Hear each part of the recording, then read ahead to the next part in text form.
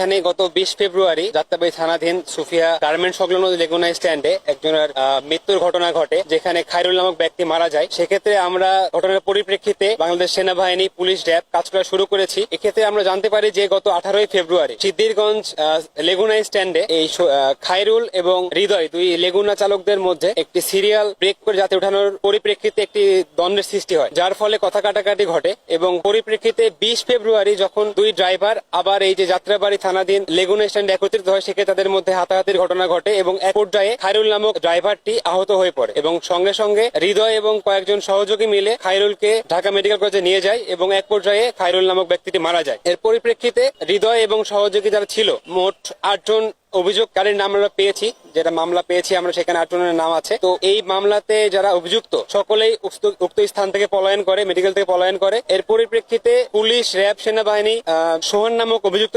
ব্যক্তিকে গ্রেপ্তার করতে সক্ষম হয়েছে এখন পর্যন্ত, এবং বাকিরা পলাতক অবস্থায় আছে, যাদেরকে আমরা এখনো গ্রেপ্তার করতে পারি নাই। এই বিষয়ে আমরা যতভাবে কাজ করে যাচ্ছি, আমরা আশা করি খুব দ্রুতই বাকিদের গ্রেপ্তার করতে আমরা সক্ষম হব।